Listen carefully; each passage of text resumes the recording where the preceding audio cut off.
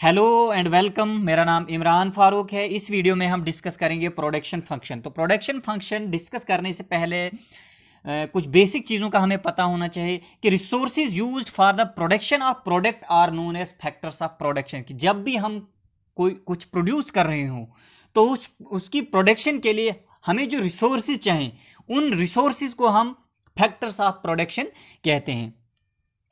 तो factors of production इनको हम उन इनपुट्स भी बोलते हैं कि फैक्टर्स ऑफ प्रोडक्शन जो हम कोई भी कमोडिटी को प्रोड्यूस करने में यूज कर रहे हैं उसको हम इनपुट्स भी बोलते हैं। तो कहने का मतलब ये हुआ कि कोई भी आउटपुट के लिए हमें जो है इनपुट्स चाहिए।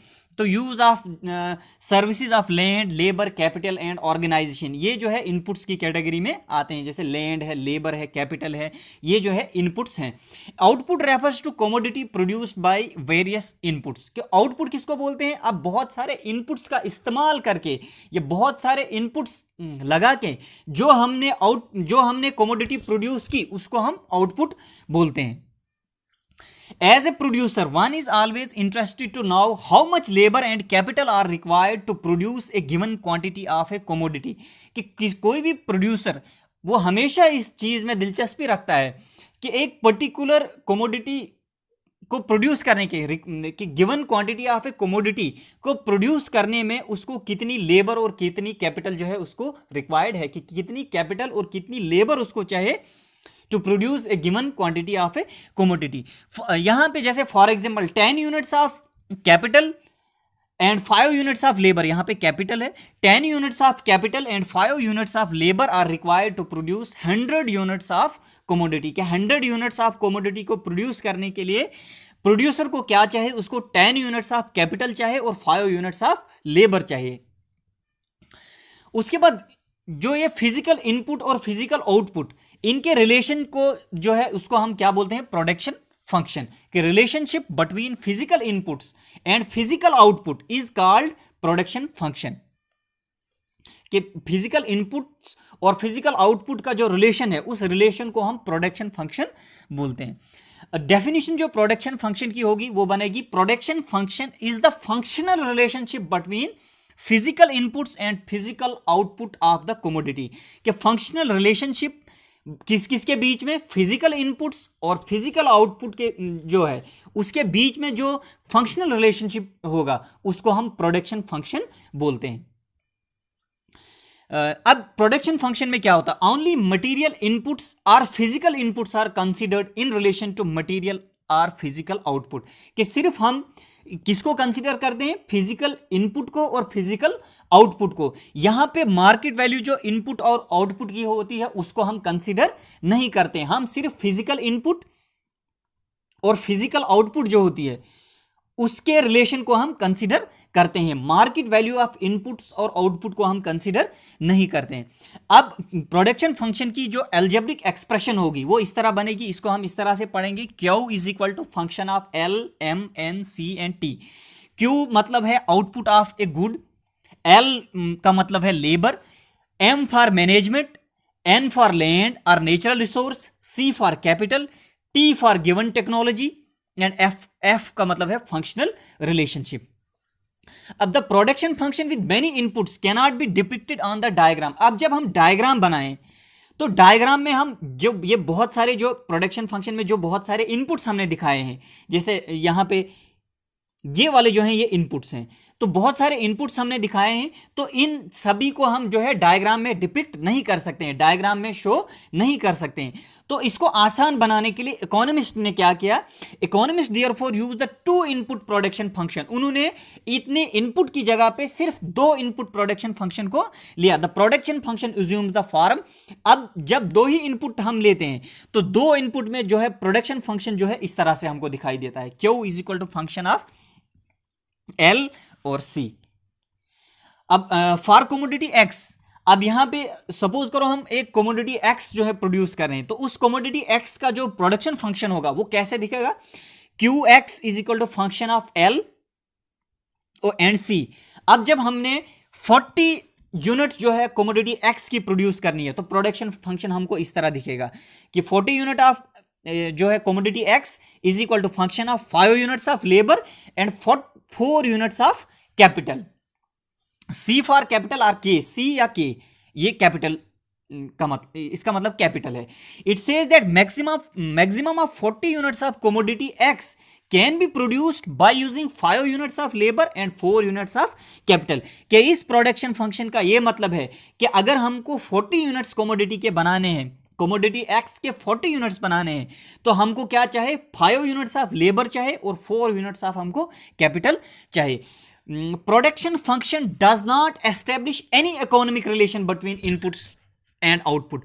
प्रोडक्शन फंक्शन जो है हमको इकोनॉमिक रिलेशनशिप या इकोनॉमिक रिलेशन नहीं बताता है इनपुट्स और आउटपुट के बीच में। अब डायग्राम जब हम प्रोडक्शन फंक्शन की बनाएंगे तो वो इस तरह से दिखेगी हमें। यहां ये है एक्स एक्सेस है और ये वाई एक्सेस है। एक्स एक्सेस पे जो है लेबर एंड कैपिटल है और जो है ये जो है आउटपुट जो है वाई एक्सेस पे है, और प्रोडक्शन फंक्शन की जो कर्व बनेगी वो इस तरह से बनेगी। नेक्स्ट हम देखेंगे फिक्स्ड एंड वेरिएबल फैक्टर्स क्या होते हैं। सबसे पहले हम देखेंगे फिक्स्ड फैक्टर्स क्या होते हैं। Fixed factors are those the application of which does not change with the change in output. Fixed factors वो फैक्टर्स होते हैं उनकी एप्लीकेशन में कोई भी चेंजिंग नहीं आती है जब आउटपुट में चेंज आए। कहने का मतलब है कि आउटपुट में जब चेंज आए तो फिक्स्ड फैक्टर्स ये ऐसे फैक्टर्स हैं उनमें कोई भी चेंजिंग नहीं आती है। जैसे एग्जांपल है यहां पे कि machines are installed before output actually commences, कि जब भी हमें कोई जो है प्रोड्यूस करनी है, कोई कमोडिटी हमको प्रोड्यूस करनी है, तो हम मशीन जो है उससे पहले ही लगा देते हैं कि मशीन को पहले इंस्टॉल किया जाता है कि अभी आउटपुट आई ही नहीं होती है। Thus a machine is there even when output is zero, कि मशीन वहां पे पहले से होती है जब आउटपुट जो होती है जीरो होती है, मशीन हमने पहले ही इंस्टॉल कर दी होती है। तो फिक्स्ड फैक्टर वो फैक्टर्स होते हैं जिनकी एप्लीकेशन में कोई भी चेंज नहीं आती है जब आउटपुट में चेंज आए। और वेरिएबल फैक्टर्स वो होते हैं जो जिनकी एप्लीकेशन जो है वेरी करती है with the change in output. Variable factors are those the application of which varies with the change in output. For example labour is a variable factor, कि लेबर जो है वो वेरिएबल फैक्टर है। More labour is needed to produce more units of commodity. जब भी हमें commodity की ज्यादा यूनिट्स चाहिए तो हमको ज्यादा लेबर जो है वो इंप्लाई करनी पड़ती है। Use variable factor is zero when output is zero, कि use of variable factor is zero, कि वेरिएबल फैक्टर जीरो होता है जब आउटपुट जो होती है वो जीरो होती है। It increases as output increase, और वेरिएबल फैक्टर जब बढ़ता है तो जो है आउटपुट भी बढ़ती है, या आउटपुट भी बढ़ती है जब वेरिएबल फैक्टर बढ़ता है। अब जब production function when one factor is fixed and other is a variable factor, तब क्या होगा। इस केस में क्या होगा, प्रोडक्शन फंक्शन हमारे पास यहां पे है Q is equal to function of L and K। यहां पे L जो है वो वेरिएबल फैक्टर है, L मतलब लेबर जो है वो वेरिएबल फैक्टर है, और K कैपिटल जो है वो फिक्स्ड फैक्टर है। Output can be increased only by increasing the application of labour, कि आउटपुट को हम इंक्रीज तब कर सकते हैं जब हम वेरिएबल फैक्टर को जो है इंक्रीज करें। जो हमारे पास फिक्स्ड फैक्टर है इसमें कोई भी चेंजिंग नहीं आएगी। तो production function when one factor is fixed and other is variable factor, उसमें क्या होगा कि output can be increased only by increasing the application of the variable factor और by increasing the application of the labour. Next है हमारे पास total product क्या होता है हमारे को। Sum total of output produced by all the units of variable factor along with some constant amount of fixed factors used in the process of production. Total product क्या होगा, हमारे पास जो सम टोटल होगा, जो sum total of output produced by all the units of variable factor along with some constant amount of fixed factor, कि जितने variable constant factor के साथ जितने वेरिएबल फैक्टर हमने जितने यूनिट्स उसके लगाए हमने, कि उससे जो हमको टोटल आउटपुट जो मिली उसको जो है हम टोटल प्रोडक्ट बोलेंगे। सम total of output produced by all the units of variable factor, कि वेरिएबल फैक्टर के सभी यूनिट्स ने जो प्रोड्यूस किया, जो प्रोडक्शन की along with some constant amount of fixed factor in the process of production, वो जो हमारे पास होगा वो टोटल प्रोडक्ट होगा। जैसे यहां पे एग्जांपल है with some constant application of fixed factor से मशीन, कि हमारे पास एक फिक्स्ड फैक्टर है मान लो कि हमारे पास एक मशीन है, the producer is using one machine, वो यूज कर रहा है through 6 units of variable factor, और वेरिएबल फैक्टर के वो 6 यूनिट्स लगा रहा है। कोई भी प्रोड्यूसर जो है वो जो उसके पास फिक्स्ड फैक्टर है वो 1 यूनिट है, वन मशीन है, और उसके पास जो वेरिएबल फैक्टर है वो 6 यूनिट्स हैं। अब उसके पास टोटल प्रोडक्ट क्या होगा?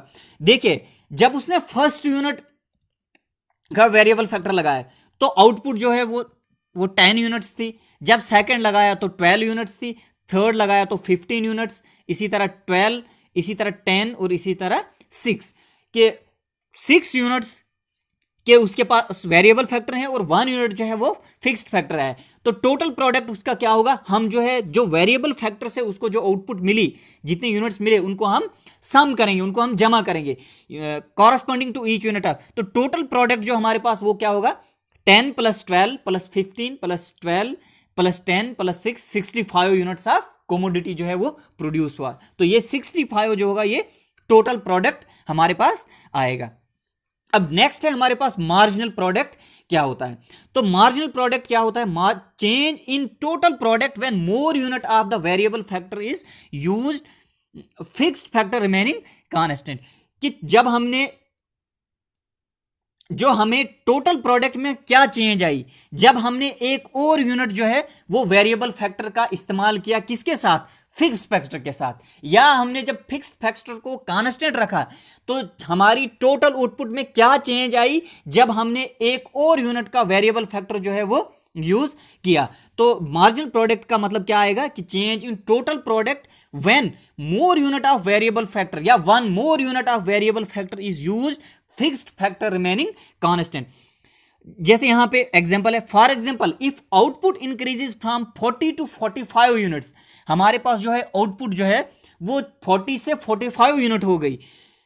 कब? When input of labour is increases from 5 to 6 units, कि हमने एक और यूनिट जो है वो लेबर का जो है यूज किया, तो हमारे पास जो आउटपुट वो 40 से 45 बढ़ गई। फिक्स्ड फैक्टर हमने कांस्टेंट रखा, से हमारे पास जो मशीन थी उसको हमने कांस्टेंट रखा, उसमें हमने कोई भी चेंजिंग नहीं लाई। तो हमारे पास मार्जिनल प्रोडक्ट वो किसके बराबर होगा? 45 - 40 के पहले जो हमारे पास जो है वो जो आउटपुट थी वो 40 यूनिट्स थी, बाद में जब हमने एक और यूनिट इंप्लाई किया तो कितनी होगी? 45 यूनिट्स। तो हम 45 के बाद में जो हमारे पास आउटपुट आई उसको माइनस, उसमें से क्या माइनस करेंगे हम?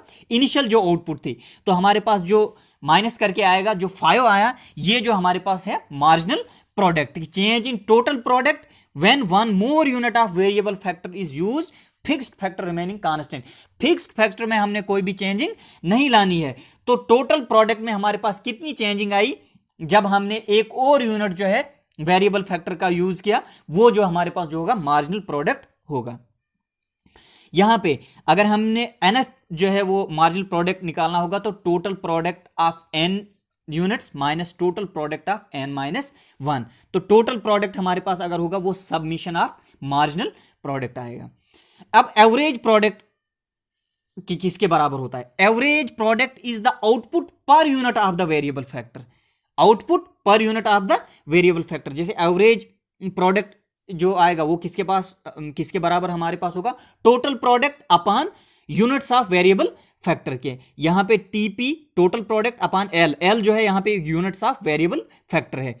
कि एवरेज प्रोडक्ट किसके बराबर होगा? Output per unit of the variable factor. इसमें जो है अगर हमने एवरेज प्रोडक्ट निकालना होगा, हमने टोटल प्रोडक्ट हमारे पास कितना आया या टोटल आउटपुट हमारे पास कितनी आई, उसको डिवाइड करना है किससे? हमने टोटल कितने यूनिट्स वेरिएबल फैक्टर के इंप्लाई किए, वो जो हमारे पास जो होगा एवरेज प्रोडक्ट होगा। Thank you for watching this video. Next video में हम बात करेंगे रिटर्न्स टू स्केल के बारे में, रिटर्न्स टू फैक्टर बल्कि।